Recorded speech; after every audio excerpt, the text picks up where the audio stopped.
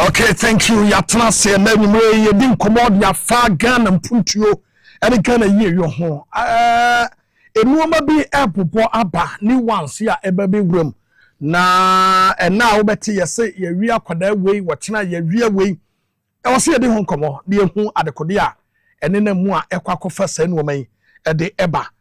Me ka say honorable Agnes na momulate eba ye na nche e de ye sha ase se nkrofo bi a wonam krom a omosesris ka se ne jefo se hwan mo obehu se omonenam krom yesi deport a lot of them but still wonam krom a woda so hia bi mo so omoso da so jejina mo hwan mo a ana wenum de omoye local collectors Ghana for one na omo take over na say when you foreign aid and foreign donors na omoda so enenam krom so still you be din komo e de afa ho ena your gender minister e wa ha so you be din komo e de afa de ekoso ho ye mo akwa aba e ba de Gumbe show dwuma de sumedin e de Oheneba Boamah Bennie okuma grade 1 bi twa me ho aba tew me nche kra na ya ba betras ne ye no honorable aba be din komo e de afa de ekoso e wo Ghana ha enti tamchuku na twen ye ba isia.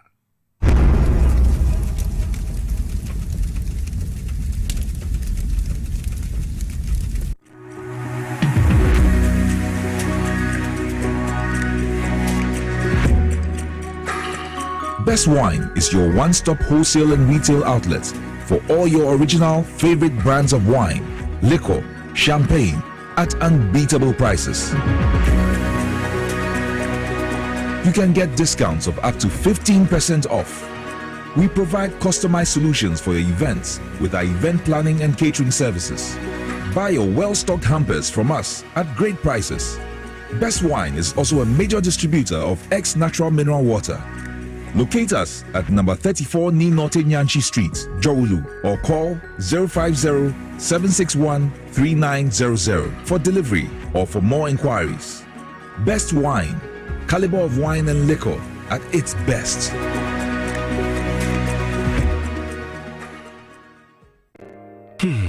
If I cry na menyisika, edia ye mefui.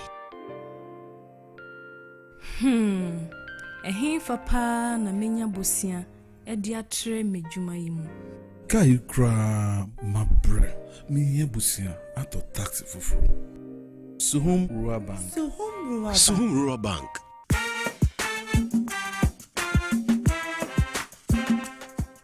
Yemamwa kwa baba Suhum Rural Bank ye won hyehyɛ ahodo bi te sɛ dwadifo abosia ekoko bosia susu account and it does our savings account me bada chain savings account and the akeka ho Suhum Rural Bank was 03422918896 na won so wetumi aka sɛ Suhum Rural Bank ama ene mayeka ona Suhum Rural Bank enti me pa minie Me damwase Suhum Rural Bank, growing our heritage.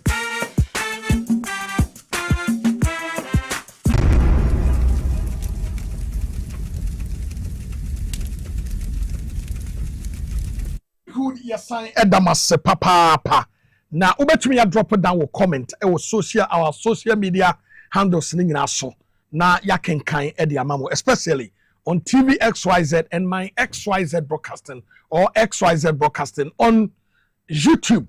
Ubetumi ya drop down wo comment na yakan e de amao. Honorable ha question e bia opese obisa no yebetumi aye e de amao ma noma etumi akoso. Honorable yemo akwa. Enua apomotise. Moko na unso e. Adumara kwa. Ye da twede amfo nyame asen. Wadawo ma ministry te sen.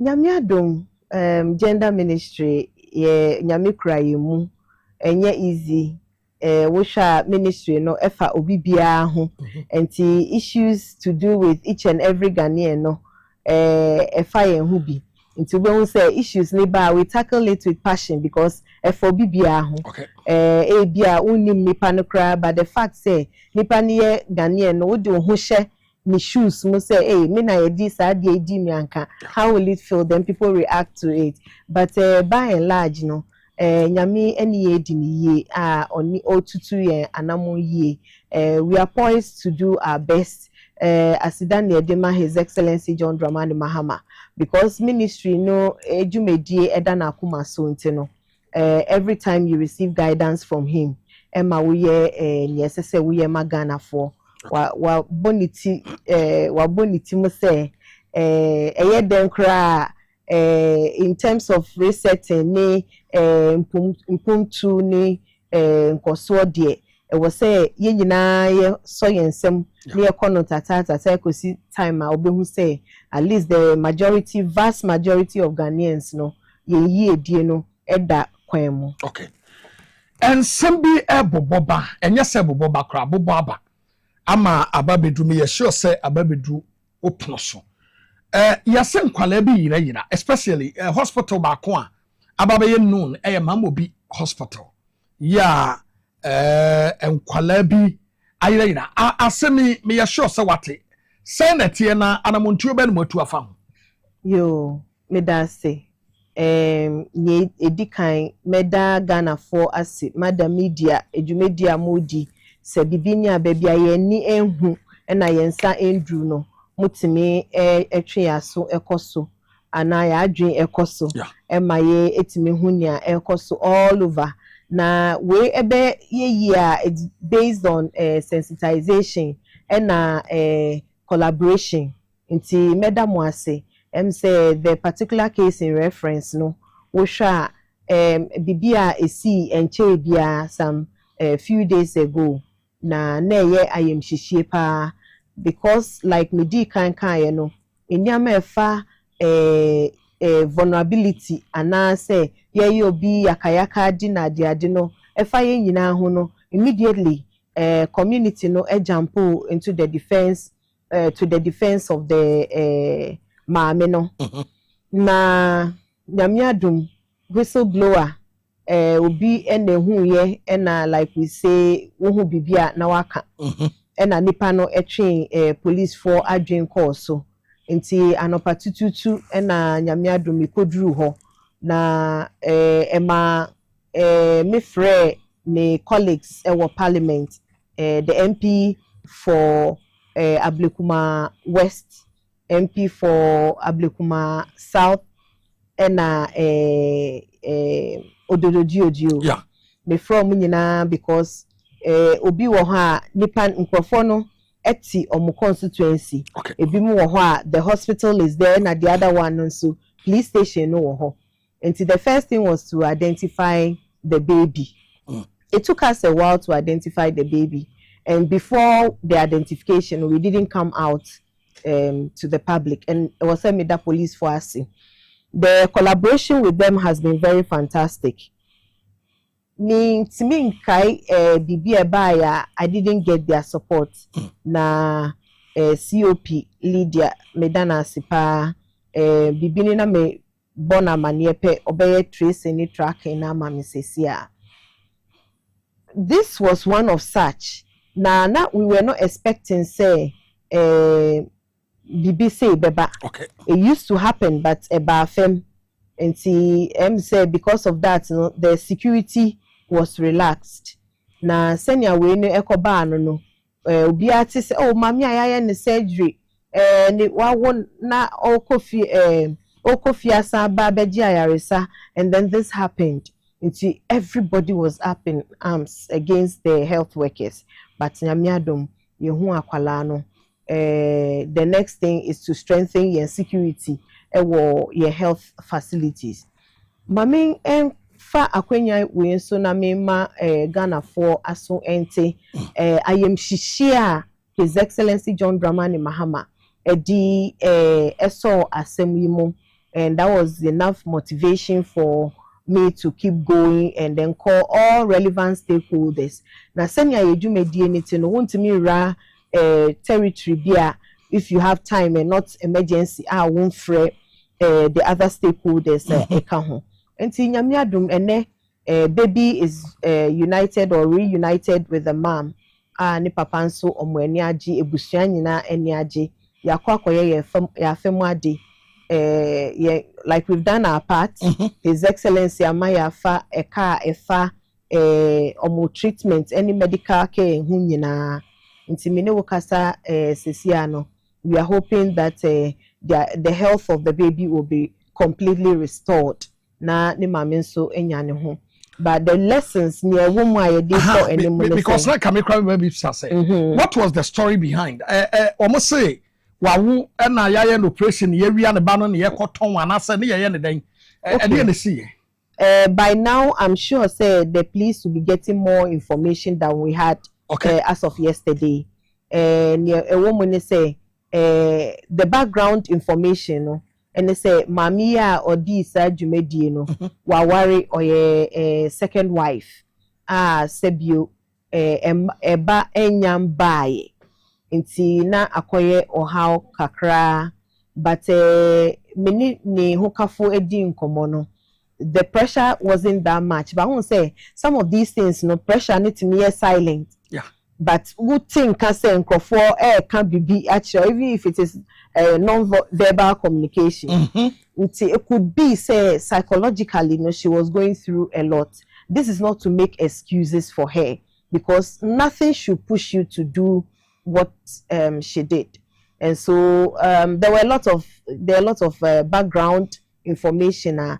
Emma ababa wanukoye nia oye no. So bueno. Yet kwadana man and I say she stole the child from the hospital ono kasana odu wono kwe wache no wode neko and I say nurse bi ho na o AD no say akwada no me ton na ma nti fa ne ko esan say eya na emu ehu kakra because enti we no moted ye wa he. Okay. Niayen really out inside collaboration. We've not ruled it out, but so far no. Nioma yeti as of yesterday ni say onankasa enokofa akwala no. Na chesa akwala no. In fact, she even claimed that akwala ni eneba even after she had been caught. She claimed the child was hers. She was asked to actually breastfeed the child. And she made attempt to breastfeed the child. And so the issue of security, no, and America say as part of the lessons learned, no, the issue of security is not just about say Yafa security person or T-gate. Then you think say the facility is secured. No, in fact, the internal processes in terms of documentation, maybe biano, and see that is one of the things that we are looking at. From engagement with the Minister for Health, no, I think somewhere last year he gave instructions based on directive from His Excellency John Dramani Mahama. Say among CCTV cameras and call all the health facilities. Into no many can say almost all the health facilities, almost all have the CCTV cameras, but we also say theoretically, you know. I don't know the details of where was but at least where you exit, like the way I am the entry and the exit there, and say there's been a directive for them to fix CCTV cameras all over the health facilities, and I think that is what helped in this case. Yeah, chef, from this angle of amanfo ashase ka se ebeya anka yenye paternity fraud a crime. Say mamawo obi de ba sheme later on because we ye hu a anka papai obenya ba wabra wanye ne ba. Do you think say yenye paternity fraud a crime since say obi de ba sheme later on makwakwo check me who say DNA prove say akwada no kra no wanya me ba enso ye de asheme ma ha akwada ya for so many years o kan so jamenko oba akro no no so be di sa bone no de nyinsa ne sheme ye ya o enya ne ba won kore ba bi ne ya no noko. As a minister, yes sir, dear we follow within your ministry no. What do you think say yenye? You say a be legislative on where it's a decision Ghanaians have to take. Okay. And we have to take decision based on information, because in Kwalane die e kan me kwa omo protection by law no nyina ya asedi but titiri omana sedi. Okay. Say ye koyeno bibisa, what do we intend to achieve?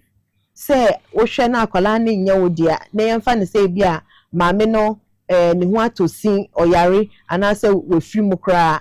Then what? You disown the child? What do we intend to achieve if we have to legislate on this one? And a criminal offense. What do we intend to achieve as a people? They didn't beg for us to, give birth to them. And to me, and share mamino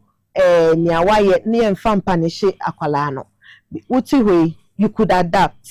You can say me adapt you be. And he say by obi mistake, an adult's mistake, na say akwala bi bedi wo. I don't think say it's not as easy as I'm saying it, but I don't think say the child should pay for nya ni mame aye. I mean, what happens to a man in so moko wo baby for front? What happens to them? They say no, I'm trying to say because now me hear from the angle say akwada no because a sibebre nan say you were a lot of shows especially in Asante region almost so paternity test DNA I just say enyane ba be ma no tutu powder gu ni tiri so say ye enyam ye obi na mko no eti akwada no se wanyini a na watimi fia ye pamono no o kosi abonten onim ba bia woko because all me we are saying na onim say ne papa ni e na onim say ne papa no woni ba bia woko bi anti sa nkrofo no emra no eye wo mo den say na protect wo mo fa because as a DNA no amanfo na ije ho ba yo and I make her say who cano you are talking about men na omo ahwe nkwala amanfo ma what of a ma omo ahwe amanfo ma what do you want to achieve because moko wo e de bre your friend say e ma no ho emo mu ji nkwala no e hwo. So what makes you so unique say you cannot tolerate it? After all, it's a child. Yeni chimpe ho. Yes, yendi chimpe say obi be sheda kwa wo no de abeshe ni pafofro. But what I'm trying, the essence of what I'm trying to say is say nkwala ni die, they didn't beg us to lead a life that will make them or put them in harm's way. And to say ukohwe na akwala na nya wodia, it is difficult. But the way our babe timi ahwe wo ba so now the brain without even a paternity test. What shows them man kwala no mudi be fie no e wo dia. And without a paternity test no man jin kwala no, why can't the men do the same? Now we depart the good team kunim over who the child or the mother. Both. I mean no. I think say we have to have our virtues up such that Inyama says, yeah, morally no, yes, she say, then because we are talking about a child who had no hand in how he or she was birthed. And I think say it was say a one year pa. Mame chewomra ye media organization because now no I say Mojuma no see a dibi na you see any more na you I don't know.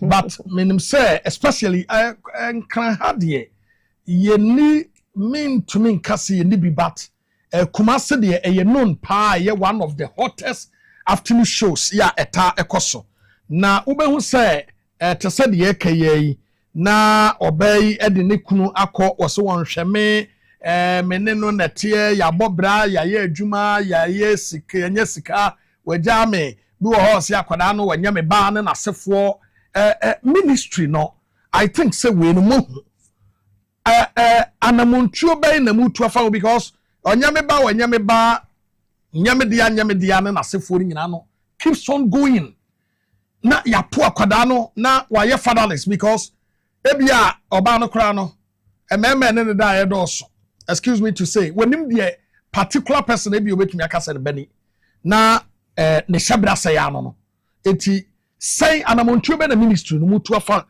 things like this ana bibia no ha mo be fa ho be. Okay, say wow na won share akwala no. Especially me ka ye media organizations no.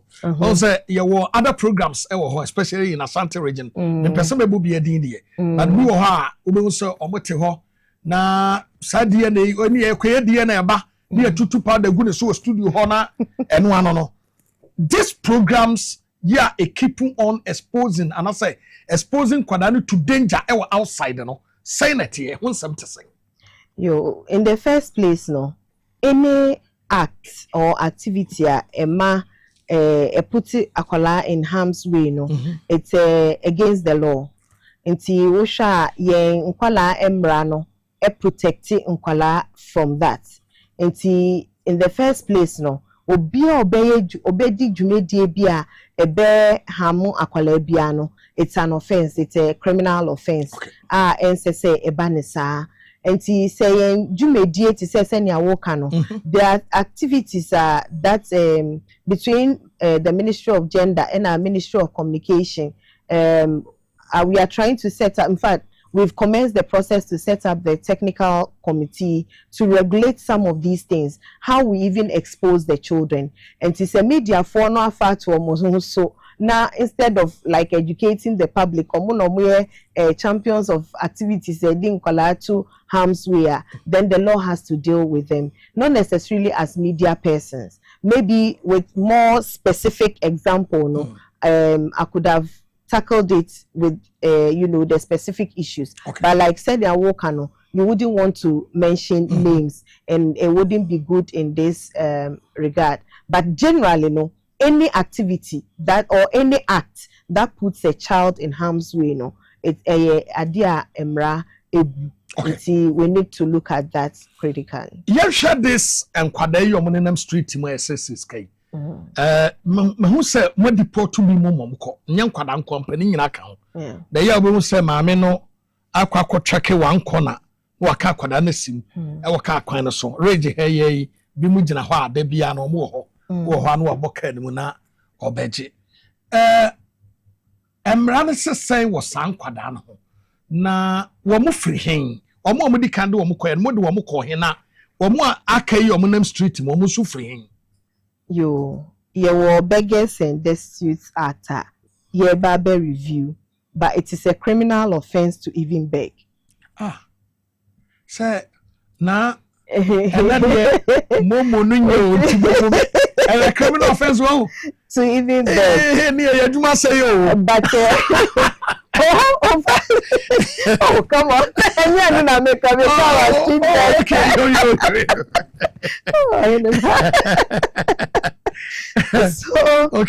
So over the years, this activities now take different forms. It is multifaceted. Until Usha, there's a national action plan with regards to street connected children, how to handle them. And Ministry of Gender and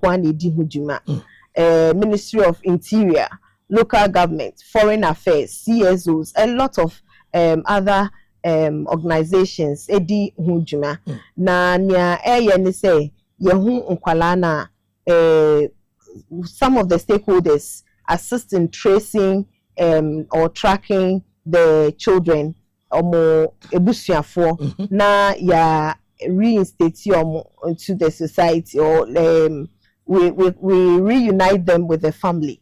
Near etosumi so they say ebimu wo ho a they will need some skills to survive so that they go off the street, and also ye wo nhihye sa emo yetimi training omo before I be sa tracing no ye wo baby like the shelter where we keep these children. Some they are not supposed to stay there over 6 months. Whilst they are there, no, untimi enjoy mama every day. In fact, they will be bored because street life is a hot life, and they will be bored. And we will put in measures to make sure they are occupied. A business skills training na they are making. Foreign affairs and so with the tracing. Once we are able to trace the families, no, then the Foreign Affairs Ministry deals with the various diplomatic agencies, like your friend is saying, embassies, no, na omwetimi atresi de nkwala no. So the embassies will take care of, or the various countries will take care of their foreign nationals. Na Ghana for and so yes we are share. But whilst they are there, no, you feed them to say interior for any other security agencies now abomu akwa yi nkwala free kwan it comes with a lot of cost because you have to feed them, clothe them, shelter them for the period that wow. What we are trying what we are trying to do is to put a human face to it. In doing that, we look at all the factors that come to play. Now yetimi amomo a better life than the street life they are used to. Okay. Most of them are not too comfortable with it, especially they always want the quick money and they are used to the money they get on the street. And to it's not a thing of comfort for them. But of course as a result of trafficking, you're trafficking and I say yedini bedi sa dwumadi na wakom ye account ama nipa or trafficking and they are so it's most multifaceted and with all the stakeholders bringing on board their expertise to be able to give them a better life. Yeah, can you na say nkwala no ewo mu na me hwe mpanimfo no de no ya nkrofo bi nam krom ase omonso ayo hu loading boys sex na ogina ho wono so no street no so ho no an woda wan hwe ya obeto botom sisi a obewia ana ne omayo mu beggars bi ohu a ase wogina bi mu ayo mu ho by force traffic directors ne wogina ebia babia yiwo ase wo direct traffic no aba membibi kakra na asefo. Now, you share from this angle, and say, we ministry no, will be yet with these people, and I say, a holiday won't do. Now, we do her and a Montreal near to after because I say, be more constitute news and so do. You, ampa, Osha, atete pa, so sa unkofona, genuinely, a bit more one condition or the other, are more homeless. Okay. And see the survivor instinct and they say anywhere they think they find a bit of safety, then they will be able to rely on that environment to survive. Until now who say some of them are adults or in Yamanyamano. But in the first place, we want to be able to assist them. But we do that with their consent. And see, share okay. Now, share in terms of social intervention. What can we do to support what you want to do? All of the things are ministry, except on more amuntimi and far a dream more, like they are not grown enough to take a decision for themselves. But on more taking decision for themselves, even in abuse cases, you don't impose on them. Okay. Or unless say what's me who say baby eduna was say state then the state will take over. But wushania or person or person or back to school. All of these are measures we can put in place for any person sleeping on the street. Assist you to get a better future for yourself. Young call Russia papa so. Yahu sa brantie bi fru Russia wa bagana ha. Na yema kakra ya nyame dia dum yen. Wa be ye omunye doa papa. Na wo ye nyadoa nankasa kra no a wo ye ye no a. Ase secretly what the cameras bi abobo baabi e na wo film wo twitwa won ama bia ba betodwa e ma de ka ye ni proof bia de about ye so HIV patient say no kre say no kre no medical report to be in who prove say and the omoka no no kre. But yen chef from this act say the opinion baba ye ade be na ho. Number 2 abrantie bi nso no oba bi akodem woni ni ehia mu no wo be so the camera bi akɔhye baabi secretly no atwa no eno nso ho nsɛm wo ho na yen chef from the third angle say Yemi no nyina ya de atum na no so ya set ye camera si ho. And ye act and no so wetwa. You started from Russia and from we no. From so bi ho bone bi ho na mra no sesen e that area no. Yo me da se. Me say wo hwe nya Russia abranti ebeye no and say eni kra. In fact assembly by no the first thing as Ghanaians and say we took it from the moral point of view until we all became like judges over in Mabawe. Na we started judging them without thinking of what they might be going through. Okay. But baby jinano responsibility as charged by the law and by His Excellency John Dramani Mahama is to ensure say citizens nyinano safe and protected. Okay. Into anything that makes any citizen vulnerable, no, we are supposed to look at it and tackle it to ensure say we reduce vulnerability in our country no more. Ni obeye ye no, ni emane ebumra and say one, he did it without the consent of the individuals involved. Okay. No ena money etumra. He did it without their consent. Now because of what he wanted to achieve, no, he worked from day one to fit into his story. Okay. Some of the ladies that have come up, no, honestly speaking, I want the families to take time, no muntie the individuals involved. They didn't have any sexual intercourse with them. There were some who even told him off to say like they didn't agree even to follow him, or they were, I don't know how to explain, they told him off. But or because on no camera no capture the ladies he spoke with, they've also been captured. They've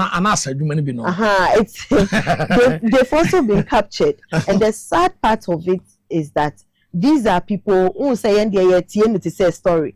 Kind to say story. But me catch behind the story I kind of are individuals they are responsible. Some of them are responsible, and then some of them have families, partners, children, and dependents. And see, it's their real life experience. Yeah, saying in their moment of weakness, and as same way I could see.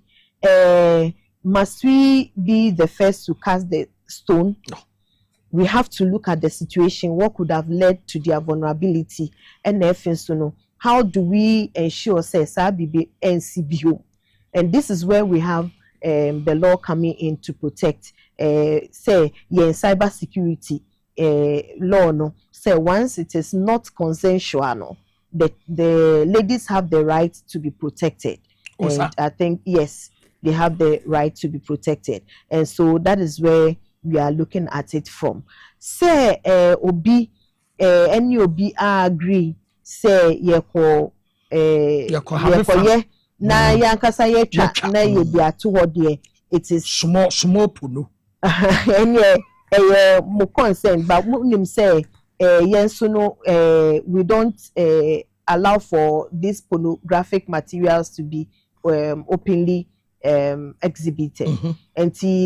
And no dear say mumye no obi beka say it was non-consensual anti omrabi nimu ebedi if emrabi nimu bedia it is what you have done consented to do.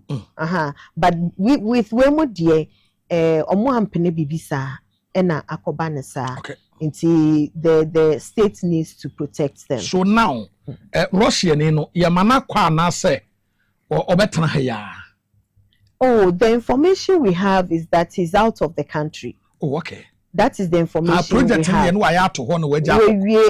I think when he hesitated was when he actually made the whole thing public. Okay. Wow. Until he hesitated. That is the information we have. Now, ye chef from this angle of Oko media no so and kwada very young girls. Who say being woman kwekushiem either a concern and I say any concern no apie bu ho otumi kura kasa threaten say obi kune ho e wo de asie no emra no protect side panel. And number 2 we dey me final question am dey bom na say obi so obi kune ho na wanya nwu no yete se na emra bi wo ho a wanwu kura no a emra no beyo ese emra no da so wo ho ana na yenhwe se de esiti yete se ye afuro se wo bekunu hu no anya nwu a sese yenche ubiem bi mo so se eda so hye ho senate airport plus nkwada idi. Okay, yeah, minim say suicide a criminal offense. And na minim say assistant there I won't be able, but I know say suicide a criminal offense. And young baby IET and I am ministry no, that's the Ministry of Gender, Children and Social Protection. No? We are supposed to be protecting the vulnerable. And say bibisa eba you have to offer the person psychosocial support. Okay. Now say emrate our bimunumo na drink any emotions nyina no aye very vulnerable eba ne saa na adwen boni ni nyama eba say there's no hope for tomorrow. In fact, what makes people take their lives is basically so Audrey say tibia woman there's no hope. So be free mu adi papa e free mu aba enti yen die ne say ye best support to find the inner strength to be able to see at least a glimpse of hope na atimia mawo I survive. I can say I'm going to fight to ensure say I live a good life na ochina because ochina ebeye. And usually I love this quote from the Bible say your tomorrow, the latter glory will be better than the former. It keeps you going. That no matter how tough the situation is, no, or china no, nyama nyami ewoma wono, ebe susini miawu komu sisiano. Now most of us give up at the point of breakthrough. And also ya na koye or how kesiye edi amaye. Ebi awatria finally then you give up. Normally we want people to have hope. Say their situation is not the worst. No matter what. We di ankasana still. Besa di yakwa echire kakra on common one yedi no. This radio program sir. Omayo omo unofficial court. Ye omo no solve marriage issues.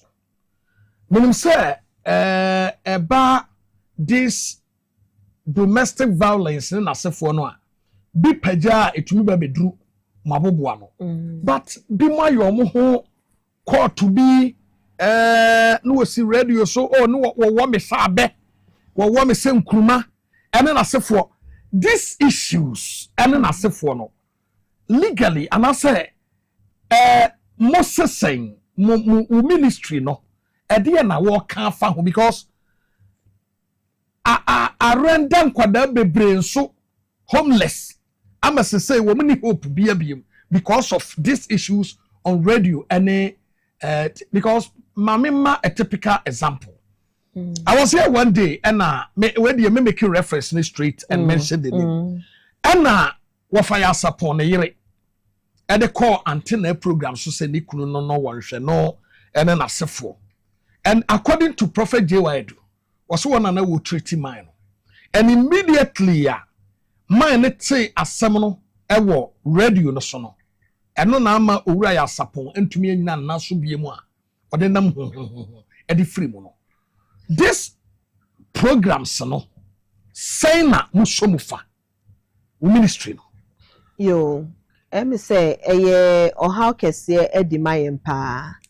Because especially osha nkwala na omodi omukotena studio na without any protection ni bibia na yeda omoanima adi akire with demeaning situations akwala ni no, it becomes a stigma that follows akwala no. It will interest you to know, say, some of these things, when we see them and we start tracking, they don't even give information until you begin to ask yourself, say, are most of these things being acted out? That is the question you ask yourself, because you will say akwala bisi ya no yakayaka di as a ministry, your responsibility ne say you be protect akwala no. Na if you demoichi for information on the whereabouts of akwala no. In fact, that is why we want to even pursue this thing to ensure, say, where we need to prosecute people, we have to do that.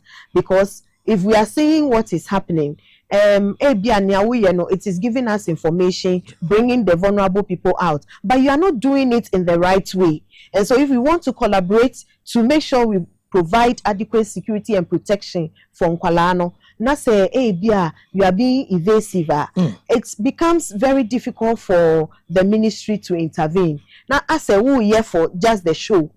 Until then we've been asking ourselves, some of them we don't even want to mention it, but they know it, that the ministry has been following. The minister is interested in this case, what is happening to it, because issues of vulnerability even if you put all the ministries in Ghana together, you will not be able to tackle or preempt some of the issues, or most of the issues now every corner, you won't be able to preempt them. And it's a one who be now the ministry wants to take it up. Now you are being evasive.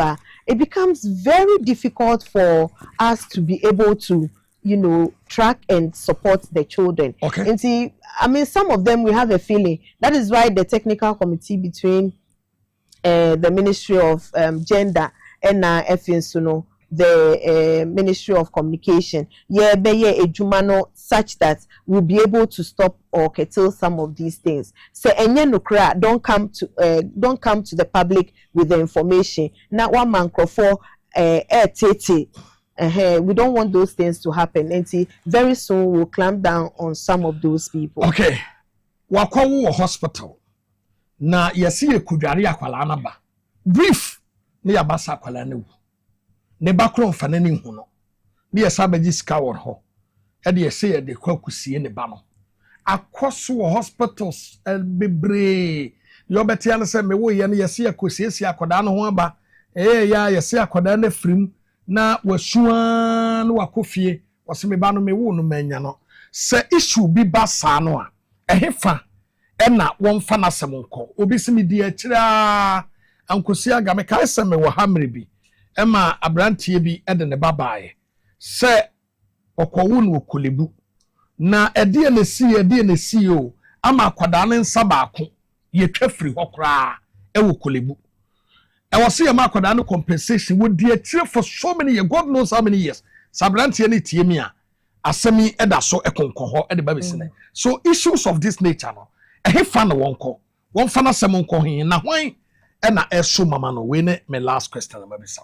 Okay, so bibisa esia eye omo hwe ya apomudin and our health sector, and uchi be like recently a typical example of abrantie bia onya akwenhia accident this no bed syndrome emane shire. I know the minister has been on it, was setting up committee to look into it. So it will call for proper investigation and sana woman adedi. And see if anything illegal has taken place and anything criminal has taken place na omama sector na mrani omo edi. There are social welfare and social workers most of the hospitals into omusu etimi ebemu no mwashe na ya handle asemno na yediatu bebie eda, but it is basically with the health sector. Yamada ase nyumre yo mesme damu ase nyame nhira mo munkoso ndi dwumedi dwumapa moni Ghana fo nyina nkoso mboa the ministry edwuma ne dawso, but with your support we are able to reach out sade no na buy attention na mu first when you draw our attention we'll be able to act on it. Inti madam was so far bebia mo support ye ana mo collaborate abedru nyame hira mo nyina. Thank you have very a pleasant much. evening. Yeah, that's papa. Me pamocho eya mutate se me bo mami bi din Agnes na infinfi wono ya metabo no momo lati we fachiweni muna na semame. She has been of help so many years back and son ye bedu ha me na sinya me shira pa. Oh shira also. Okay. Thank you very much, Yadana Sayeda, Honorable Minister. One no ye Minister of Gender, Children and Social Protection. One no ena ye oswafo no. Yadana se papa pasene obeka yensa. May God Almighty bless her. Na ye ni enkomo. Ye ne opani bi eba bedi enkomo. Na ye freno na ne Seidu CEO and owner of Abobo Ya.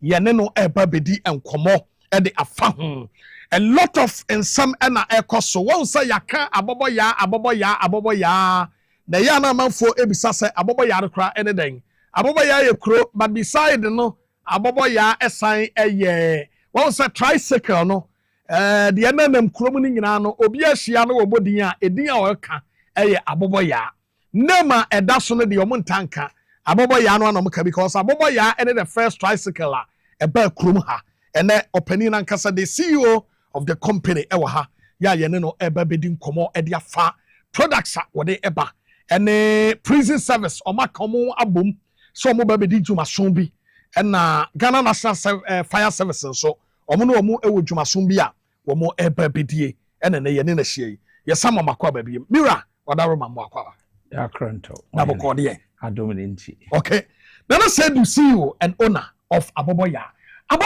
Eden. Bidi no me correct kakra. Na nasusu bibi. Oh, Aboboya the first. Who? Na your friend ya no no. Mini ade no. Na Gideon said. Na susu. Oh, okay. You. Would you any ade na de na Gideon said. Okay, you.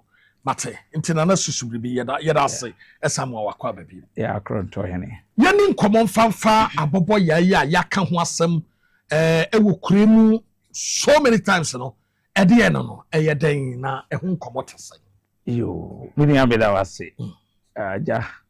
Didi kai mechia mina na me swai she no na odi amono na for ya henkan the second.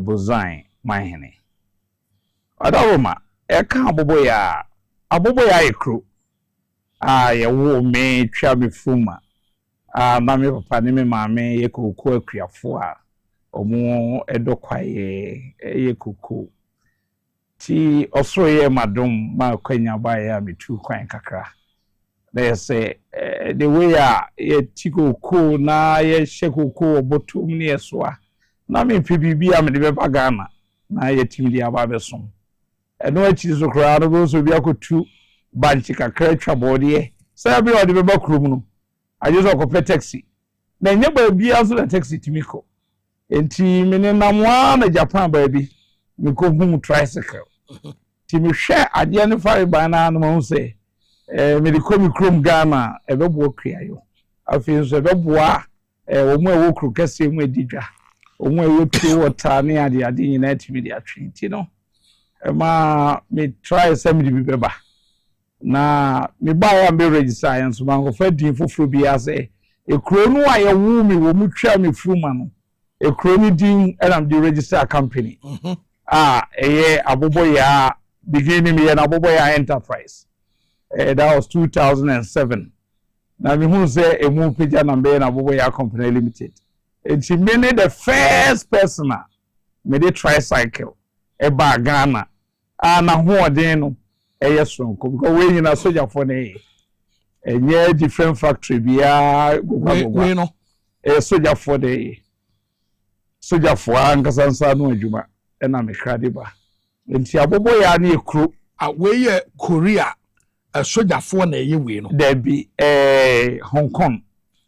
Oh, okay, soldier for and a produce me Aboboya because me brand name nintino me person me dey company go agwa bia na china sika ho odi obi akoto na amwa no enti many the first person am dey tricycle bag na edin no eni abobo ya ti e kan abobo ya ye kro ai e western north ufi wo dwaboso bia district na ufi bonsungwanta na wo ko ho okay na kroni din am dey register company me bibia baga na bia no abobo ya na daso me di card knapsack sprayer machine display info so abobo ya me di kan me sound so dey knapsack abobo ya redesign by edini abobo ya ti abobo ya ne de eno ane me company brand name a say me bibia me dey bia no abobo ya no eguso now ene abobo ya ba ko so wo sahiyo so amafie side ho aka kram woduru amafie no amane afa right abobo ya ba ko so ho na de me yi ne say na matena amafie atena yo so for so many years na minim ho iti me na free mu na nsen am koye na mse abobo ya we de ene yetwenu mu tembe kwa kohwe haba iti me kwa abobo ya nso so fantastically abobo ya ma abobo ya bi agedin yenhwe abobo ye wo kire say asojafo na eye but ye he emrantie ye guhu ye omunya sojafo hwan mu no mo assembly na ehefa no tricycle no ye de ba yada in a knockdown form knockdown na say knockdown na say ye hihye krom ha some say ye hihya easy be ye bia edupe ena be ko container tenten na ye 40 high kilo container num enti ye tutu no na ye de abagama ye de beduru a na ya hihye no ha eno nso so ne ye adwuma sonko a sabe maburu no a enya adwuma nye no omo nso so enya omo no aduane free mu ti se omo a hihye eye menegana prisons ena akọ library ena we nyina ye maslok no ewo ho se wo boa ankrankra adwuma ene youth no a eni adwuma ye no na omo nso anya adwuma ye enti wayi efo a aban yi ba ye wama ya fa wo mu a wo mu ye prison assistance ene emails ni bia sabe ebi a wachina bi ne bre ya asun obe free prison na kofie okodru fie a na society na po se ebi a we wadi boni akwakodam enti ya po no obi ambe so be kan ba de ho no kwasem oni pasa na odi atete ave be wi o madua body o prison me san kotwa mu okowi akokọ ni asan de ne ko ebi so ba afie ni ya po no enti saafo no maye ohini se mi ama me die mu a why foreign company amanga say odi ono na die ba be kire Ghana mebunu ade de enti any prison account mu a under serious supervision ye ne sa wo mo no account mu a omo na ehihye ye training wo mo enti wenu mu ye omo ye hu omo ye officers anase omo ye inmates na omo ehihye na we ye waye fo no officers wom waye wom na inmates na nso kakra ebi omo bre ya aso ama makofie enzo so wom di training nipa over 100 eni echire na maame no a woda Ghana prison no fat we abadaye eye oba time a mehu ne so bida me jidi sa one the first person say prisons baye wababa beji kan a oye di kan ni na hihye ya odi gu akwan mu no opese obia nya ahoto na niema basa no kira ya chiwe ya tu mo kira na we no opese oyi sa de no ontimi nyini na mfi okra obrase so why prison service na anye any other organization we are like one fan call police one fan call military mu one fan call baby na prison service now we choose you why prison service no me fan say why dudu onu awo ho and the prison service no obi wo ho no mo a wo hwe emfumso bi kura sabioson menye judge na menye lawyer de etiefo fanche me ebi kura amano akwakodam na wachina no opie ba na society na pono no na in fact ahomti eya nti enumu na maame patients bafoboni we director general prison afre me say nana in fact ye kan ho bom ni etimi boa ama saafoi tricycle no kwasem ne say entwemu da motorbike entwemu da no kwasem ebi say okwa fom ko twabode na de besesa ye pure water we nya tricycle now dey move from her to her ye nhwe bibi say cycle na wo soa eniema e dey akoka soa taxi caravan enkom na the taxi mbotimi fa obe charge o say now so many American graduates a tricycle abro soa 30 cedi fuel aban papa ya da Roma e do be free cycle e dey akoka soa and the cost no a charge you dwagini no so no e wo form chance e ka be fa taxi ye hwe dem say ye mantemu bola agba peso ni ade nyina tricycle ya no mo de sisa no no de sisa aban ye bi but you no so fi say woni adwuma ye no nyame ya adom no nya tricycle ba ko a utimi sabi ebi kwa de ye adwuma kwa enya sika chance odi be 80,000 Ghana si kwa ko taxi no kwasam enti na say prison ni mom no eye fapem kese a ye de ma wo no ye ni ye training wo mo a ebetia ba be ka Ghana maburu ina enu nti ne de for prison. Okay, you share this tricycle issue and I say abobo ya machine obi be bisa say e dey uniqueness and e wo ho say e wo so bi dey abobo ya ye adwa because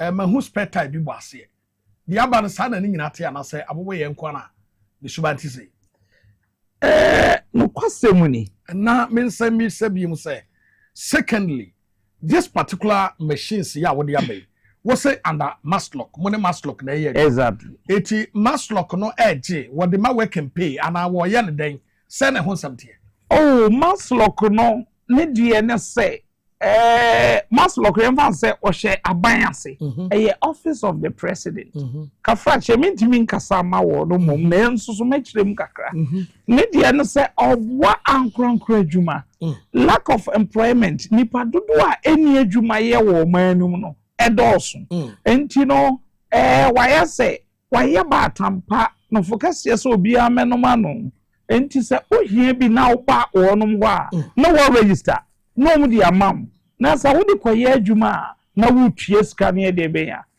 ma wonum okay aha na osuso amo watimi anya fapem agina because Maslock o ma loans na sa wa beje kokoshe wadwuma mu na fa etimi dada ho menya fapem bi gina no kwasam yeah eti sese no we no obi opeso ohihye bi no jesu okoda prison ho ni yayi na ba so mesua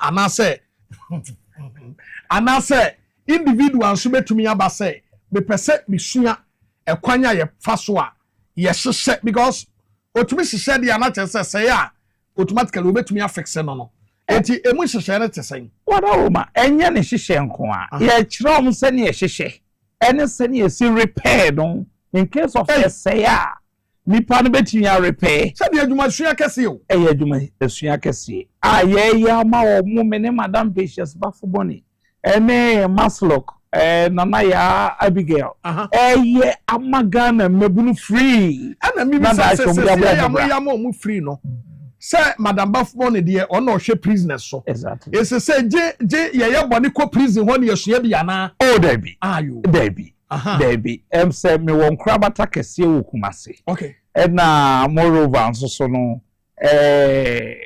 bibie ni na sa wusi yeso a na ye hwe because ya na edru baabi a ye nyame ye no edru baabi obi nso timi ye ni fake enti wa nhwe ye obi betia wasa me ba besua bi kura no a because ekroma ye wo competition ne doso na ya shada bone pa kura se bi a omra medi ubone ana omra mese ne ma enti no ba ni ahwehwe wo nsemu ekọ nchi hu se bibi ejeniwa na fe ye ne wo aye bunya kwanya pie prison ho ya ene yesa ne yetie bia obehu ne free oh prison dey say me advice you bia wada over oh say the nipa ro hwe na that is the best way obetumi anya bi asua because we no the wosua or repair osua no what how many years the besua answer no oh there be na watching mienu ni na ohwe emaya a omutimi we nya chesere ne hama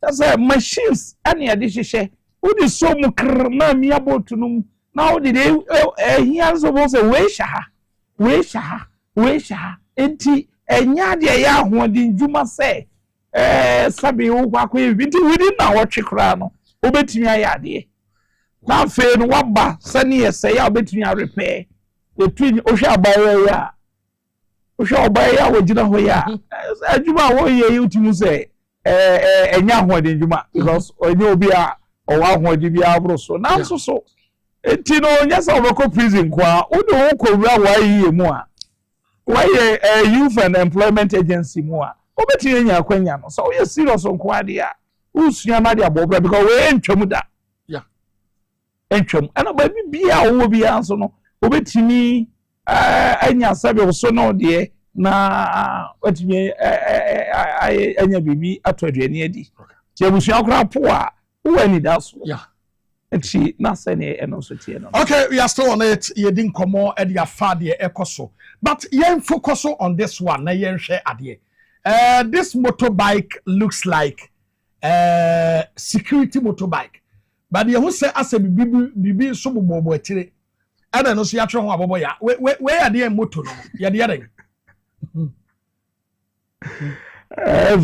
how mo horo ka o ha na David ana sa moto ne de horo ka number TV SYZ for baso esanse mo ya emi won was cry what you first akonya video we are body is of the question Oheneba won yeah enukre sanse we 2023 na me dey buy wow na me dey buy purposely for Ghana National Fire Service we no e trese me hwe de bia de bechi market bi ahye ade bechi eja atoha na me ye me research no na chese aban aboka 600 million Ghana cedis afibia 600 million Ghana cedis me research me ndi obi nso so enti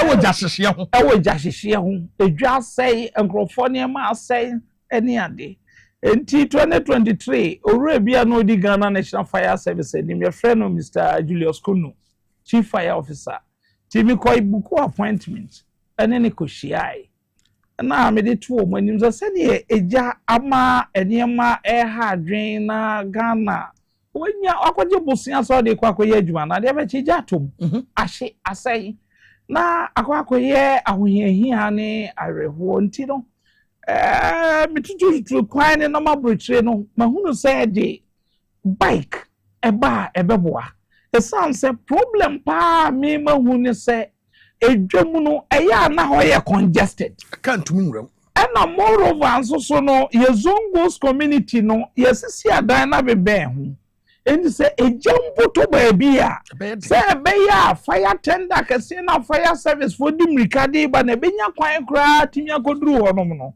omanfo makwan na ko fo block kwan na akoye bibi o basi enya motos we no na say bia airport enum si ho ya bo tent kitwa bi esiase kantamantujom enum si ho ya bo tent kitwa bi esiase aswansi jom enum si ho ya botan kitwa bi esiase kwelebu ebisi ho circle ebisi ho kumase kajetia ebisi ho na omuyi na fire officers na eyusu kota na eja eto baby eja emfi preko enhyiade ya ehyiase enkakra na obi ehuja na ojane fi se aduane ede ndisi enya we no na say ejina vantage points na say eja to baby a quickly one phone call obi okura kota bia no benya access na motos yetutu fast way a costro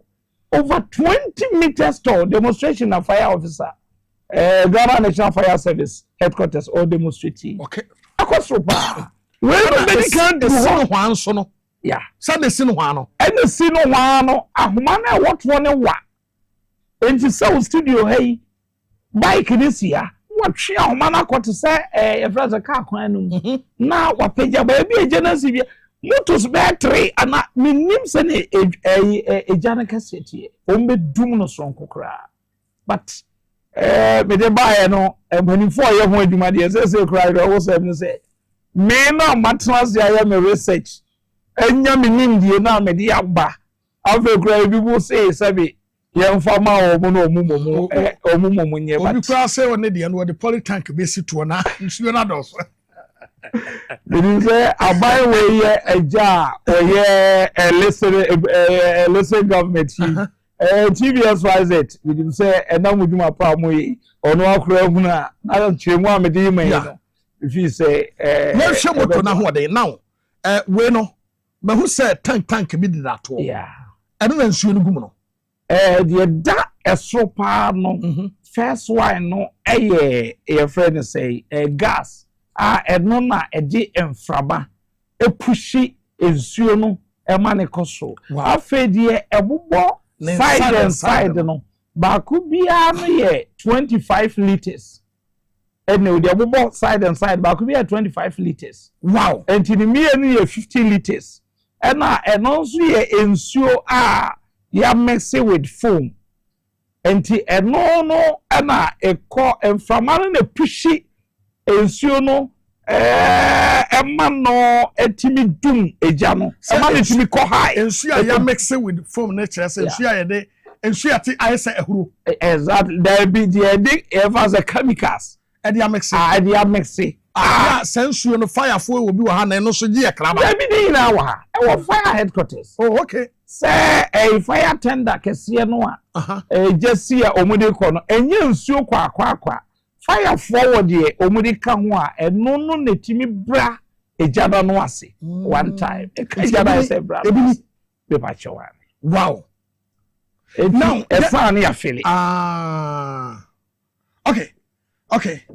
okay fire forward ya tumana oh fire forward ya tumama interior minister aje tumu na no me bra mutaka nyamishra no ono ahu ye o in fact waje tuma o say amazing na anyone kra say metimi adwene o man ne ho timi nya this particular idea e dey buy but all the same obi so prebi so odi bi ba o president farmer ye hwe moto na hoden moto na hoden te say because you know say jasehye de e ba e wo say yenya machine bi a etumi eco speed bro so ne nasefo motor is it a security motor ya what transfer a betumi akọ how many kilometers per hour na ho den say 220 kilometers per hour motor afa 200 cc engine capacity engine na ho de 200 cc and afa nso so no the stability no say so sha on say any rupi son say we na bobo nchenche no see ye ne jungle emma no ekosoro kese a bia de ono otwi no open tem no probability say bia obetimi ahwe ase ana de no enti yama ewo form eta form say in case of bibia onan ebetimi aboa and now fence so my volume na atiefo be hu once a light TV so sarin ena ebobobobo ehun enti sarin no eye dede kase say producer betu ama e verse volume kakra rafu one volume hey okay no any fire for be gitu be sarin na ebobo ehun ni enti eba and the police motor kese na ye di president anim no wow sorry na no odin pa say be ya bbc cause fire for adwuma mo ye no in fact ehu ti bbc no mo kwa ye ni breso ti say we no sorry no a pave way na obi atimi makwan hu say emergency wow me feel say ye nyinya na say ye this vantage point even Jubilee House ko say ebisi wo yeah airport ebisi wo way ebisi wo enti ansa kra say fire tender kese ne nka ebeba no we no kra no wa ye adwuma na wi afi fire service officials maburu a nyame adom aban ba e wa fo omo adwuma no obi aba ebisi obi aba nya adwuma ye na nko say obi tidua say adwuma ni ho betidua say so okay ye jawa mo akọ wasema etwa to ewo adwuma hu ene say na ye besre se wa wonso policy a ente say ne ye de ba beboa Ghana ntino wo se wo de woni maban mu mpanimfo eti yenye contract no enfrid kofa ba ne nsam ne yemfa ma Ghana fo omo suban no ohu se wo ton mo wo hape ne wa be no abi asi nchen ho ne de enya de nso otini bom de wonu aduane ni ja pet no so agyae sana musubante eti we ya nipa pri kukuku nyina no wo pri ya se yenya adwuma no mfama no wo jama no so wontumi nye no aye no hwete sam enu ye besere wo sa nipa kro na wo ta akiri no stop it jai wo he ye bebodi egu ani mase jade wo ye no na adwuma no ye ntumi nye na Ghana ja hye bebrebe a ekoso no etuntwa yera wadaro ma asem etwato na yenya kwana Oheneba bedase on say ebani kan bi say eson botokura ene eson akura kronkron no kwasem motorbike unimu a na enye wadwuma men konko hawo ho se ne wo kan efi say maye moto adwuma because kan kra me fa bi free sankanse na me dia ba se hwu su kwanta beton but udi sikani bra fa dia odi beba no kra no na unim de oye masamam de betwa to no say Ghana for madaroma adie bia ye bia no yen kai hu se nyame atemu otwe if se bre ye ninka so if se masem a me de betwa to ado no afi empanimfo a omunsam obi ye nyina yanka ehumom ne amwa Ghana mabunu no omunya gina pa enyina esan se Ghana ba ko pe eni enyina ayo efihwe a ye nyina ayo ho akire medamas onso ye da se papa ye de besi wadaroma obi preso obesua bi a ehfa no womra ana se je sokọ maslo ana wo je wokọ youth employment obi hia bia obi hia tricycle da do preso obesua but when ka we obi hia tricycle bia onko maslo okay obi preso obesua onko youth and employment okay na obi pe bia to ebi a wo ye na de bia obetimi afre me wo 020 835 8729 020 835 8729 okay you ya da se papa ya da se pa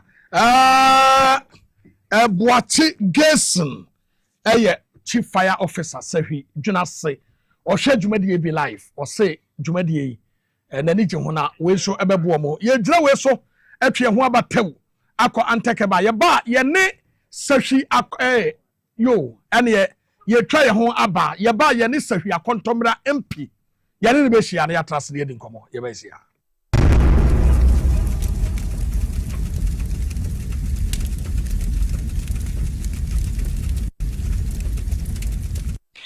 Hi. Now let me tell you about Safari Valley Eco Resort, the first of its kind in West Africa.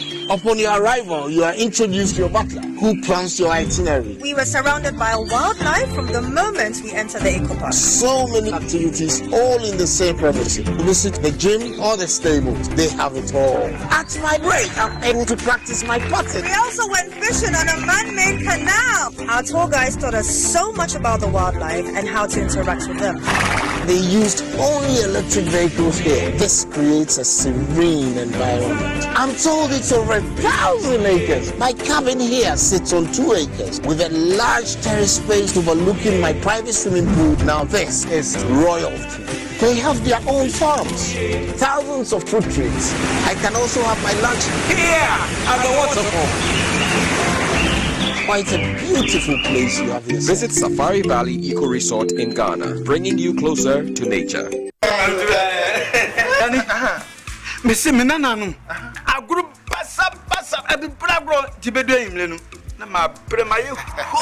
As for me, I take very good care of my grandkids. Ye dear grow, na yes eduru mre bi kra na me ba no timi de omo be gumi so weekend no mumle memre eno ntina me ka kire o say ya no medi garlic capsules poso nyina ebesisi so kama as I stand here my doctor said my whole system has improved very well.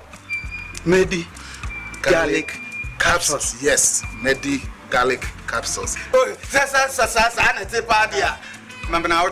Medimosis garlic capsules. Boa mamoja dini paduani mu efurusani ye na esiesie oba ne barima ma hona wodin. Ubenya edoi bi ato omanyi mu pharmacy store frey wo 050-349-4885. Edoi enye mamofra enye ndi mfie dumienu. Apemfo ene emma emanofo. Medimosis. Ni how FDA ajijwe din kratui atum.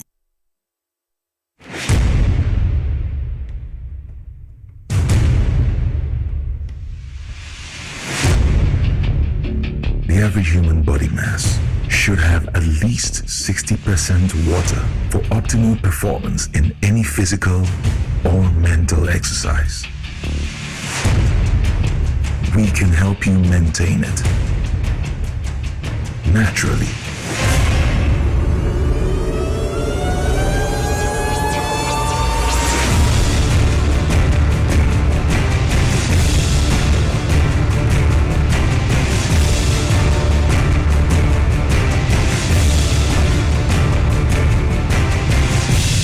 X Natural Mineral Water. Simply natural. For bulk purchase, call 0596-273-546 or 0596-273-547. This advert is FDA approved.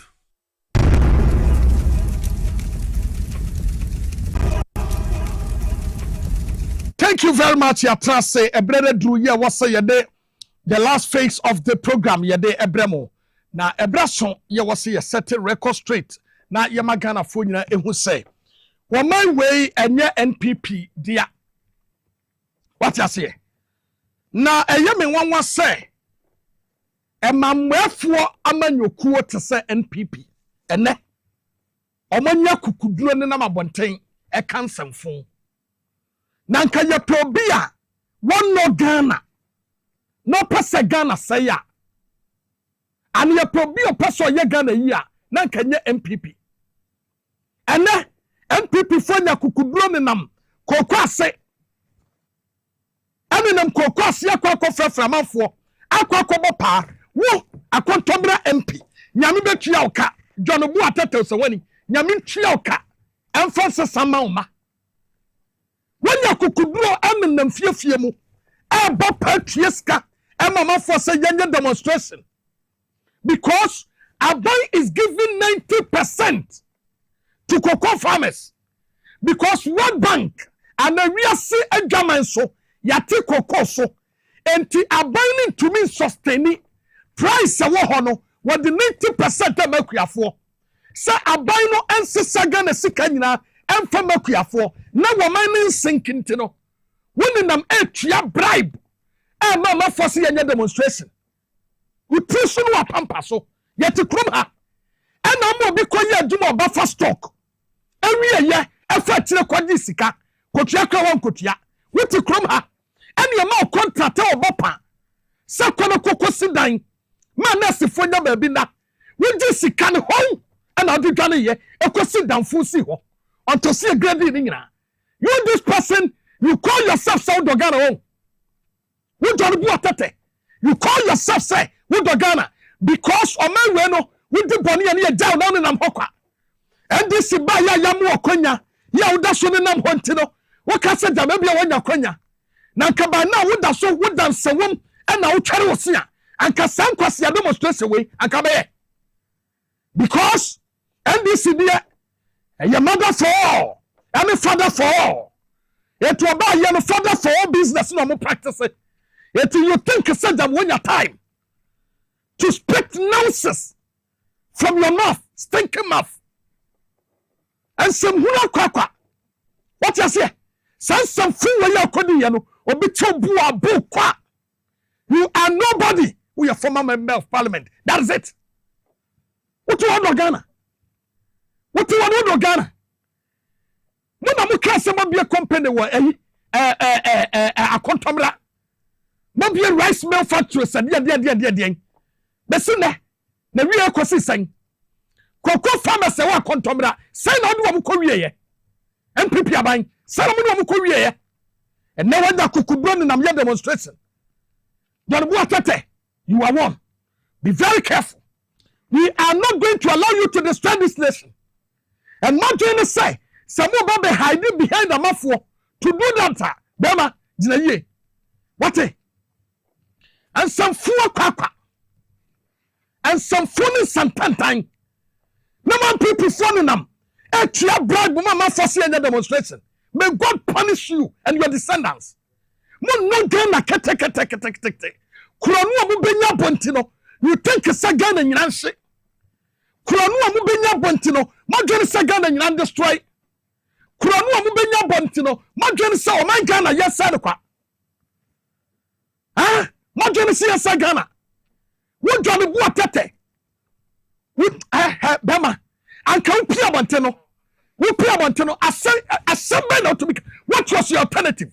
What do you say, Guti? And I'll do 2 questions from me. No can come shame me to demonstrate some of the cocoa for. Me no one come the petrol and go me pediano. Me charge to me. Me say John Muatete. We create city cocoa for it to be similar. We are demonstrating in the what was your alternative?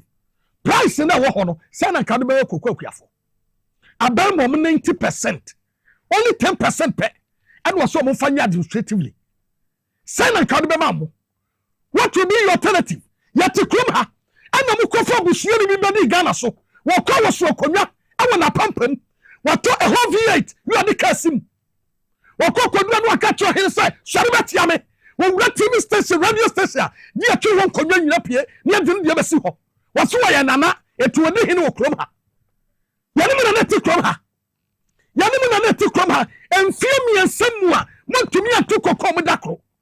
When cocoa board, and what can you go on? Where were you? Tama Moka cocoa bottle several times. Where were you? John Watate. Do you know a Kagana cocoa board? Eboye. When you Kagana a Quabla Japan, and the Quabla Japan, Eba Bantiba Casse, CEO of Ghana cocoa board, Disikaco Cocoa Crano. What Taboka? What to be about Bantiba Casa? Hey, no bayam yabu bomb rough for Cromo. No bedian grom yabumo. Uncle Sibabiaso, Uncle Siaga Bumuka.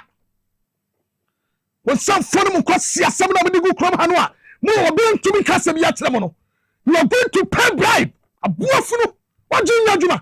What you bribe about be say? What may demonstration? And Tia Bani say, 90% of price to cocoa farmers. Are you mad? John Watate. Are you mad? The panic go within your man a bribe, no? Or within some work. And now, man, 250 Ghana. So, your demonstration. Masamuti agree about Pumo. May God have mercy on you. Young Kosa, we are contomra. Na MP Papa. If we are contomra. Omekasa. Honorable Pius. Nkwa. Masebe dwani papa. You are no so mo pen mo children bu atete no. If you had to me the man. Ya na shia. Ya bawura cocoa farms akwakohe. Say anakuafo receive the good news. Ya ban the man wo. Say no so mo honorable akwaba.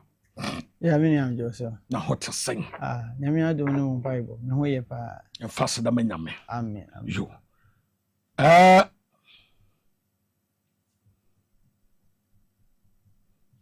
Adia ya me mpese me ye ho adwuma. Ni ye me program now send him say you do light on. When I'm one corner you do light. You do light akoto bugbe. Some phone be no. You do light am ye do we CG. Ana mo pressa. You do light akoto touch light. Ana mo pressa. Kwasa hwioso. Ana no ma wo DC. MCE for Sahioso. Mini Jesse. One MCE for Bibiani Bekwai, Sebastian.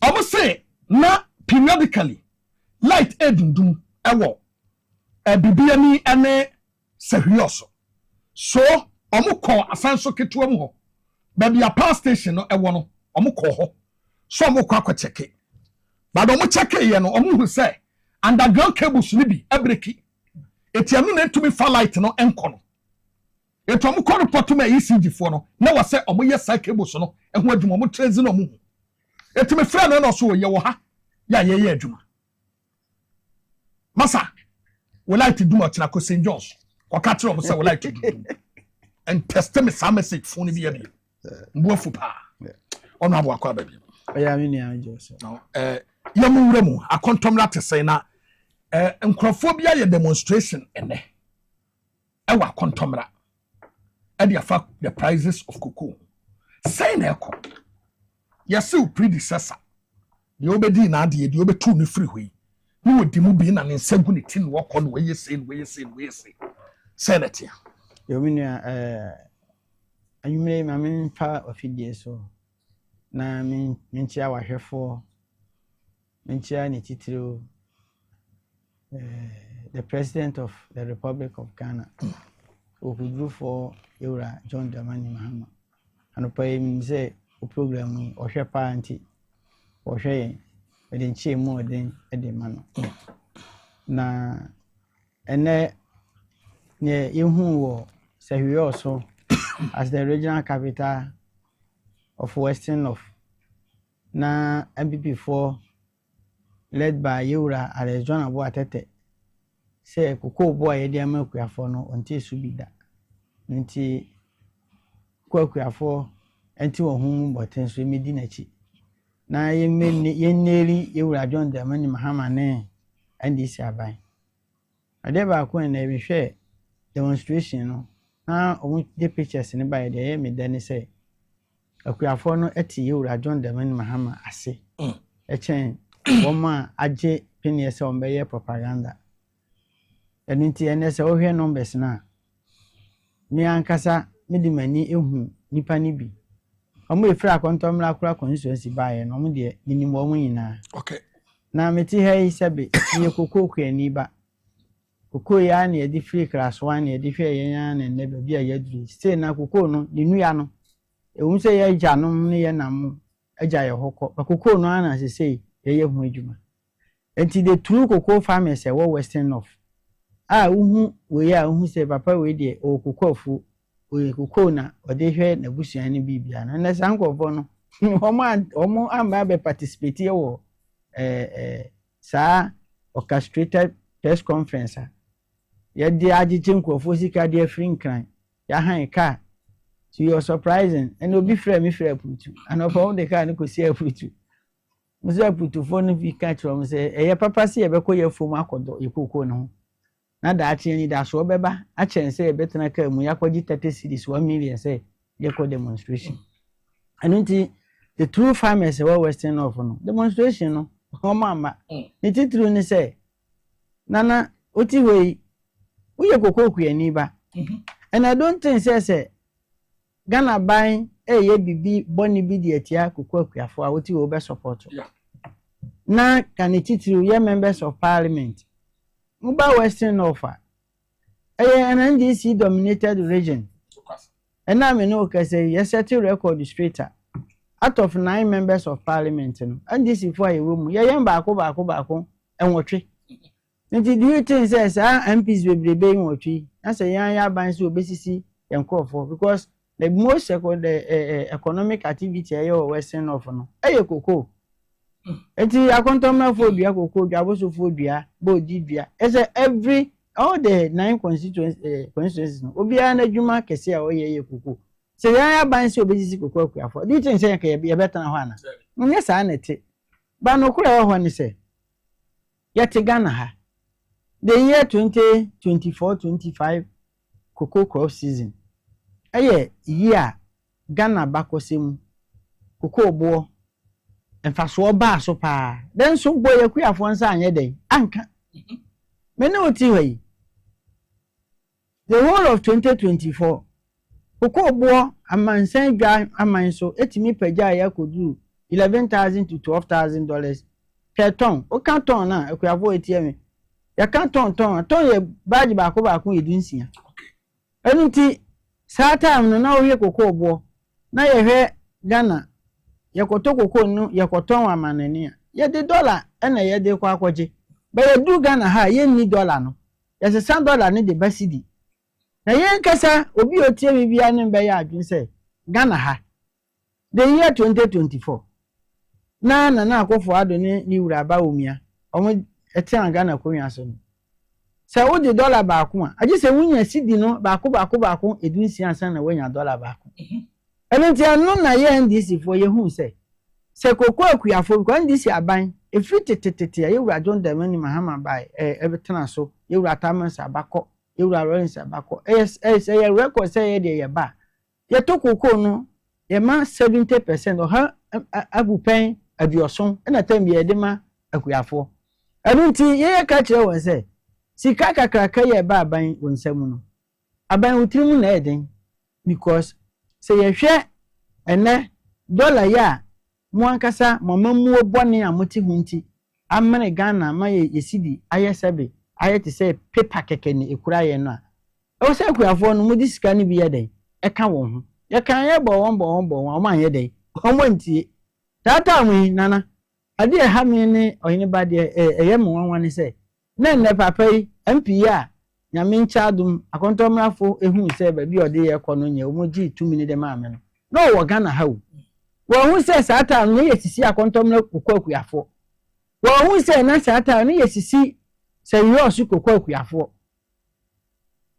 abanti mi hwe nyame anim efa 2/3 of sikana na ye den eba akuafo eho no enunti ewo mu na Yankopon adawroma wanyi won to atwede na John Dramani Mahama so ayede aba ye ba ye sha ase ana ye to koko no koko ni drop ya from that unprecedented $12,000 per ton ama ye bedu 7,200 Ghana man ye nyina ye di bodwa ka kire Ghana fo o man pan ni deliver e di 70% of the FOB price na ye den e di amakuafo which was 3,600 and I think 80 something and ye di amakuafo.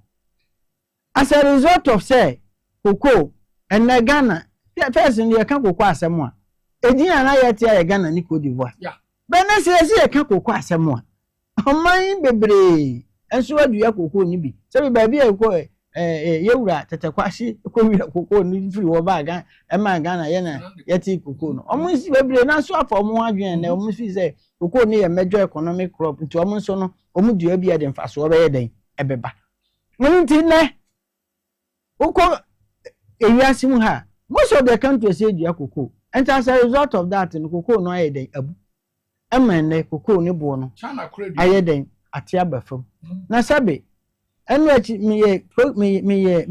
me statement bi wo Peace FM omo boy ye ni nipa ni bi efre me ene me kasai omo ni chi simple because e wo say enya obi a wabo ni tirimu po say obechechire Ghana na we taking some positive measures bi e dey solve problem e was particular sector once e ma problem side dey afri e bi na ye wura John Dramani Mahama why dey why no because sabe ye nkofo bi na come as say dig hole cover hole for bobo say afakotua eka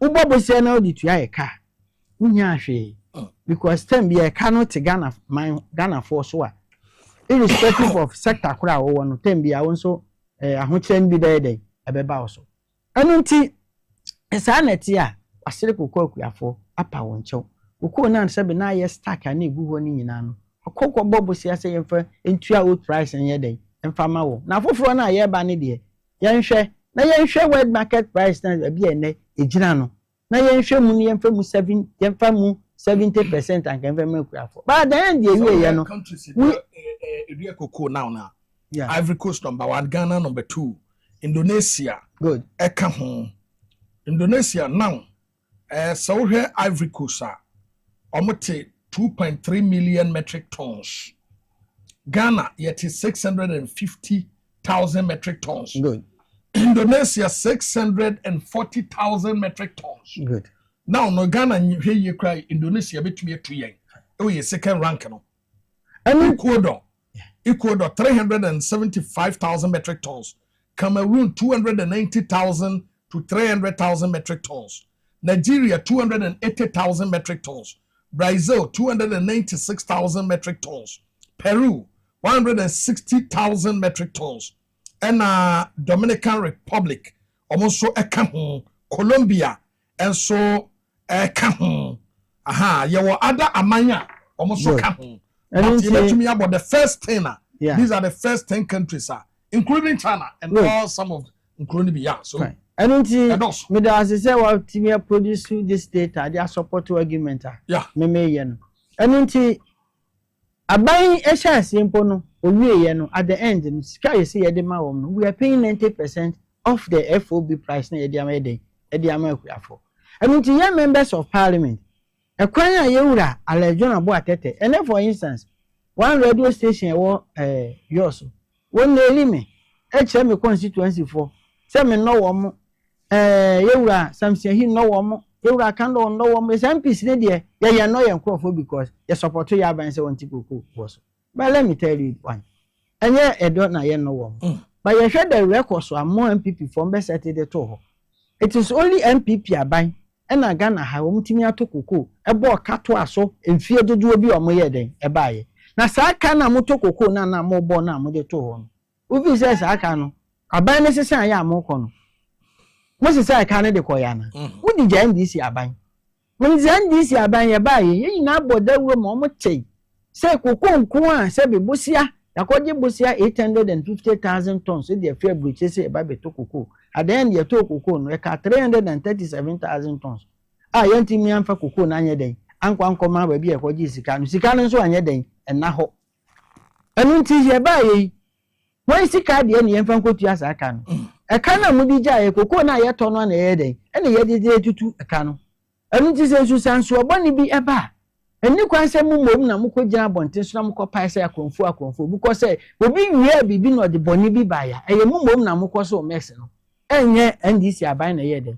ekoso ye but because government is continuous and until na ye suffer said the na ye see there ye suffer you don't have to go there and need the MPs before the constituents and as cocoa farmers but ye say my ye can say admitted say na ye 2,500 e dia ma cocoa akuafo who bother we say yes see wo mo time na anke wo se mo ma won to test one ma won 3,100 ye ma ye ka kire kokwa akuafo and then because of that ma me patronize wo press conference mo demonstration ne say hwe ye ma 3,100 sa 3,100 no wo di ko dwaman so say okwa akoto emo no de aba bi di buru nya 2024 okoye no 3,100 to mo badge mi okoye okwa akoto anwa na odi abenu amankola na di no eto anwa no yellow gallon no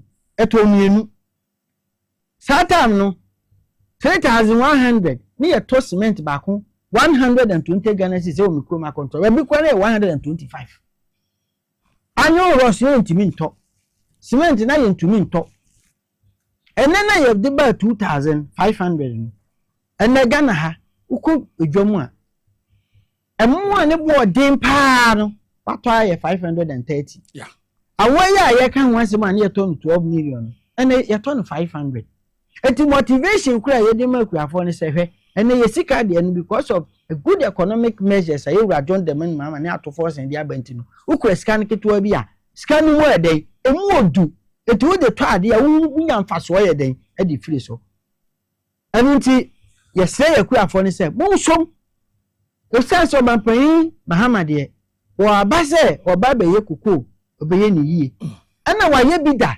because 2016 na me tie konya so as this you know na me check fertilizer free the makuafo without taking a token from anybody Satan no me fa kontomla district ni kura de ye case study ade ye fe no man spraying ye kura 177 gangs enna che ye ba yo mo handi over de amayi the whole of the district both Black Pod and Capsidi no you see ye kura me say 55 say no omo time no kura na ema enna man spraying ni po no omo nye fertilizer yen bi from we koko so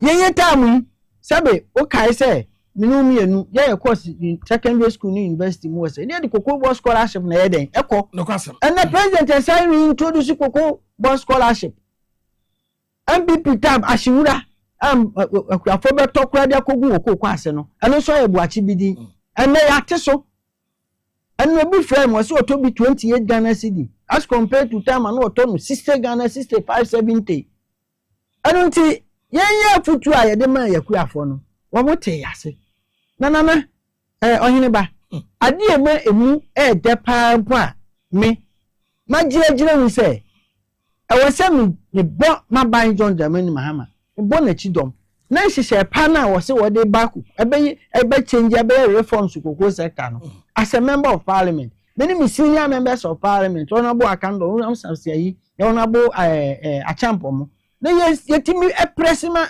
sa bill no eba parliament na ye gigina because ye gigina mu a ye na ye be the show winners of the game ayeye den ye bo sese ya no but say ye de bill beba parliament na ye approve bill no man ababaye mra wo Ghana ha say anytime bia sikoko ye turn say world market price kosora ohamu abupen 70 ye den infama kokoko akufo na say osusu say sa mra we bi wo hwa nka tema koko per ton ekodu $12,000 no anka ye papa mo manji be 100 million per bag amfa nko ye bibi enu nti se wo mampanyi na wo se atiri mi pe we se wodi we ba e wo se ye de ensem ne enu nyina ye den esom na daachi ye mra ni wie da ho na se bibi fufuro bi esi a enna na wo bebre mu ye se mo kan se ye nsom ne ne world market price cost nsom mo ban baby a yete na na yete eno no kan bibi a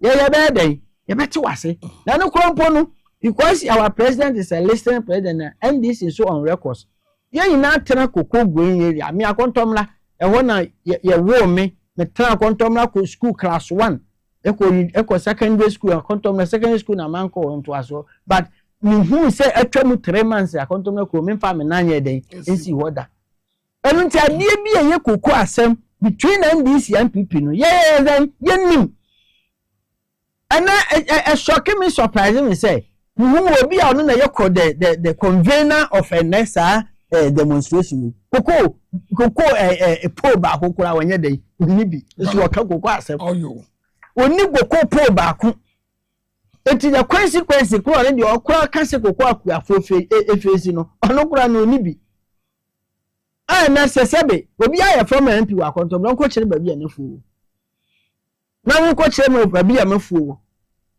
enu nti ekwo akuafo yen na no wo makasa we are descending to the constituencies na ya say no wo mai engage won no mo ataye wa John Dramani Mahama o mataye na chi enu achi we also heard they say yewura also revamp PBC abai MPP nkwan na ba power the state company na etokoko to say PBC ayede collapse wo Ghana ye ina ye nim but sometimes na me mentiase say ye jai sa niema we ina de aguo ye akwakotie say bonti because they think say let's deceive them and I am MPP for ni say omo ekoye sa de akere omo no omo ni adwuna na and look at what happened a whole former member of parliament what did they say guniti you know anya kokko suno etuna mi tu no ne husu na wosu no I am telling you because the kind of arrogance never will prove here parliament and then one can members of parliament I'm not people everybody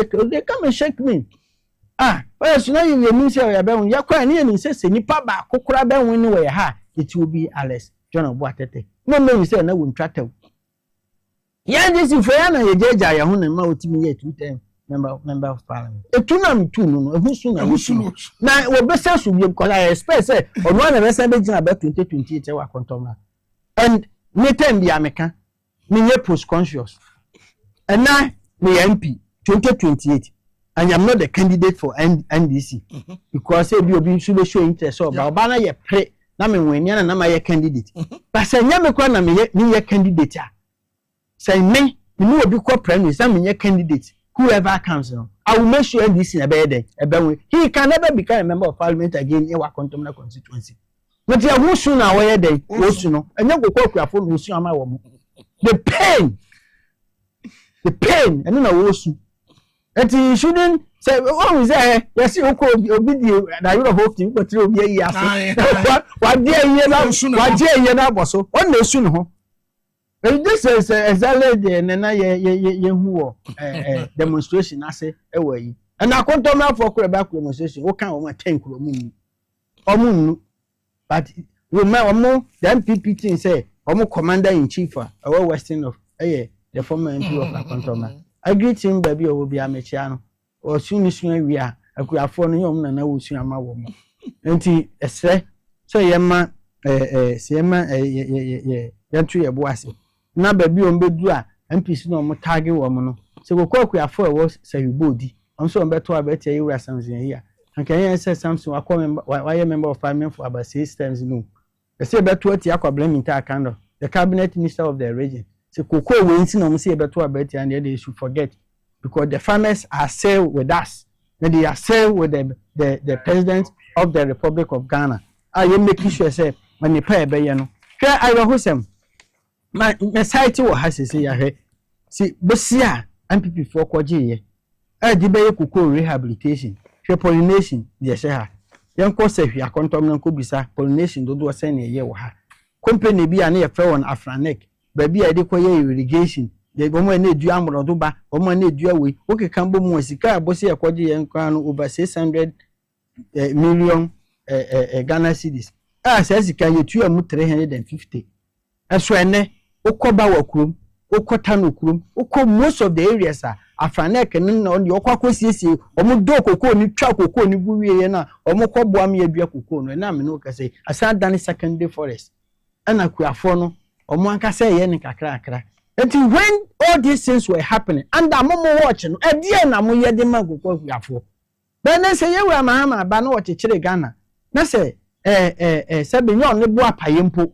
But as a result of the fall of the wet market price, at the Abbey, no one messy council or day man who didn't so won't crack a momo diana, momo yana. Let's see a cocoa pie, Yanyani and demonstration.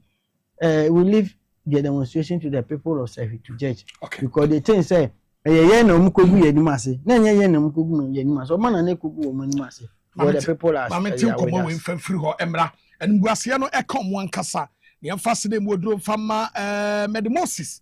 Now young content said than as Papa Passe Brano or some. Am I a digimedi a day a bremo? But Moses Clinic, as a young Fanto Ghana for you and him say, a quenya change Cassia Pan Ababedaho, a day amamone, or see a Fanto and himself left kit capsules no wada Roma, Pebie, na yusu, na enije into me emra unipedienmu, liver, ye winipedienmuno, and who I can't problem about him, and the winning will live no the tibia said the Tiankasa, per left kit capsules, nanonumbi. Ma emfa enidia emu dro emfa emra lifted 100% natural herbal supplement ya wonoma eboaw ema ogina wona so edro ni ya papa ntime mfa ne agro Medmosis the lifted capsules no ahode womu a wonoma repair kidney no ema hoto eba freno e was 0244 068 447 0244 068 447 Safari Valley Eco Resort. Meka se pe baby abekwa akoda djojo ho age wani a. Safari Valley any baby e wasa ukọ. The best place on earth. There be ameka the whole Ghana. Ehie fa hotel be na obekomu a. Ubenya o private swimming pool. Private swimming pool. Obi anware mu bi wonko a. Hotel ben. Just a Safari Valley Eco Resort.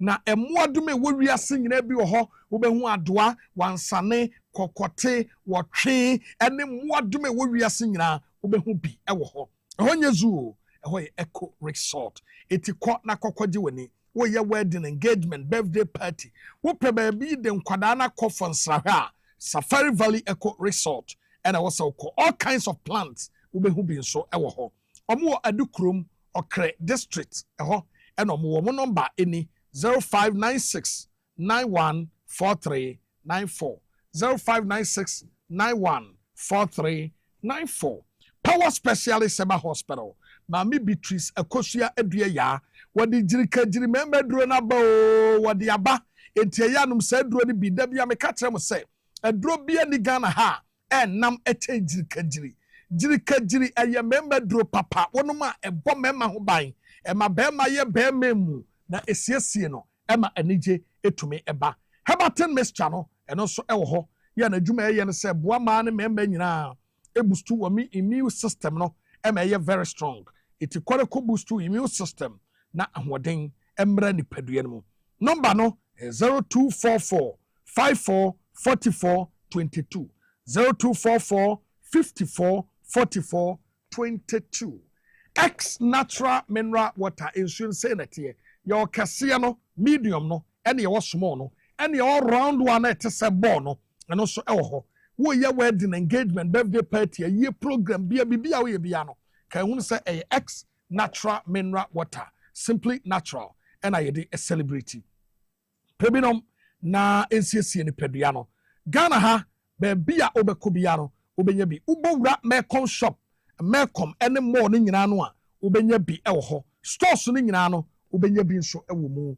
obetumi afre 0596 273546 0596 273546 omo eno masomo adwumadi ye de esomo honorable afi ye bewie ye ne nkomo ye da so ewo mu na me info message we emfa ma wo if kwaku sha bi ho oso wachia wanyumre kwaku meje ne so your friend municipal chairman. Municipal chairman. Maybe tell my party chairman. Now we say what we say NDC constitution you municipal chairman or baby. And to no quite the water of who so much now. I mean cha minana adumi hema mine gloria and cheji. Okay. So you also could feel hema. Okay. What's it was saying? We are some amounts watching. My classmate from class 1. Oh, okay. Mene klekepa. Ti. Ana. The chair when you read. Na, my can see me in Fanjo. And you were don't go by a press conference. Yeah. Now, dear me, I'm who dream me. But why this cocoon? You are toying SSR. If you do a day in them. Yeah. Cocoa na yente and you are talking about 5 years in the Acromatogo. Cocoa, the yente, and you mean the betting poodle. I told him what I did. And the big cry at the pot. Young friend, this yes, I call Bobosia. And you know, the most honorable Eda ready fraying any SCI. Neda will make his statement, and I say, ye to me call crab or toneba. Ebia, you bet to me a crab bottle. Ye the bottle of bar. Ebia to me 65,000 tons of botoba.